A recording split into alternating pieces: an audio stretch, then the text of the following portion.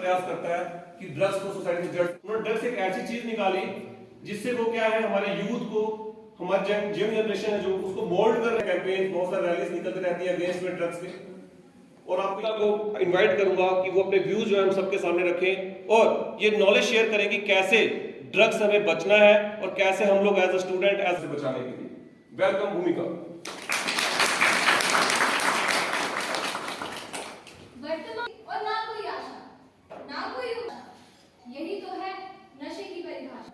आज ना सबके साथ उम्मीदों पर पानी, सबको युवाओं के जोश में देखो इनमें कुछ करने का जुनून नहीं दौड़ता। रगों में नौजवानों की अब खून नहीं दौड़ता। हर पल गुस्से से आंख भरी, हर पल निराश क्यों दिखते हैं।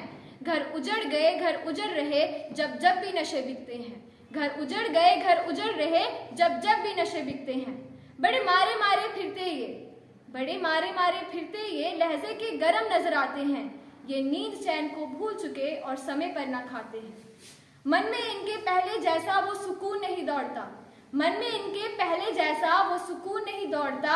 रगों में नौजवानों की अब खून नहीं दौड़ता। Discuss with you all about the infantile consumption of drugs and how these drugs are destroying lives of many people and especially our youth.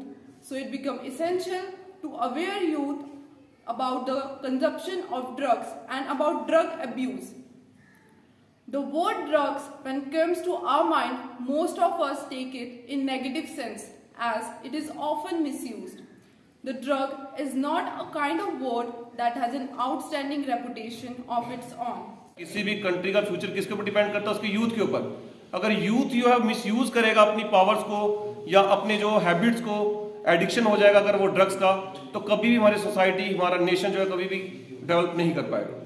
तो इसी से रिलेटेड एक छोटा सा अवेयरनेस प्रोग्राम जो है एसडीपीयू सर ने हमारे स्कूल में ऑर्गेनाइज करवाया है और उन्होंने अपना जो है प्रीशियस टाइम निकालकर बच्चों को ड्रग्स जो एडिक्शन बनती जा रही है उनके लिए उससे अवेयर करने आए हैं बच्चों को। उस पर ज़्यादा फोकस करती है। वो जो लोग काम करेंगे उसको उस काम की सज़ा भी दिलवाती है ताकि दोबारा कोई और सोसाइटी में ऐसा काम ना करे। तो वो क्राइम हो गया।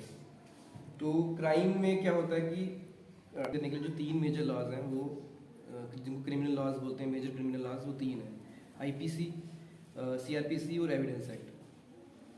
ठीक है, तो थोड़ा सा मैं उनके बारे में बता देता हूँ। तो आपको पता होना चाहिए कि जो भी क्राइम है उनको डिफाइन करने के लिए जो है एक्ट है वो है इंडियन पीनल कोड। ये 1860 में इनेक्ट हुआ था, मतलब अंग्रेज़ों के टाइम पे। तो उन्होंने क्या किया कि जो भी क्राइम सोसाइटी में जो उन्होंने आइडेंटिफाई किए उनकी एक डेफिनेशन दे दी। तो अब पहले एक्ट बनाते क्यों हैं? मतलब अगर क्राइम सोसाइटी में हो रहे हैं तो ठीक है, गवर्नमेंट जब क्या लगता है कि जो जैसे लेजिस्लेशन में एक्ट बनते क्यों हैं? जनरल वैसे है कि कोई भी चीज़ है उसको इनेक्ट करने की जरूरत है, एक्ट बनाने की जरूरत है। पार्लियामेंट में ये बिल पास हुआ, राज्यसभा में पास हुआ, अब प्रेसिडेंट ने इसको वो दे दिया, अप्रूवल दे दिया। तो क्यों एक्ट बनते क्यों हैं? उसकी स्ट्रांगली एनफोर्समेंट हो सके। हाँ, इन्फोर्समेंट बिना एक्ट, अगर एक्ट नहीं होगा, मैं गाइड कर रहा होगा तो फिर तो मेरी मर्जी चलेगी। किसी ने चोरी की, मैं उसको थप्पड़ लगा के छोड़ दूंगा। दूसरे ने चोरी की, उसको मैं 5 दिन अंदर कर दूंगा। तीसरे ने चोरी की तो उसका मैं केस चलाऊंगा कोर्ट में, तो उसको 3 साल की सजा दिलवाएंगे। तो फिर वो मेरे पे डिपेंडेंट हो जाएगा। एक्ट जो है वो यूनिफॉर्मिटी बड़ी जरूरी है इसमें कि सबको जो है इक्वल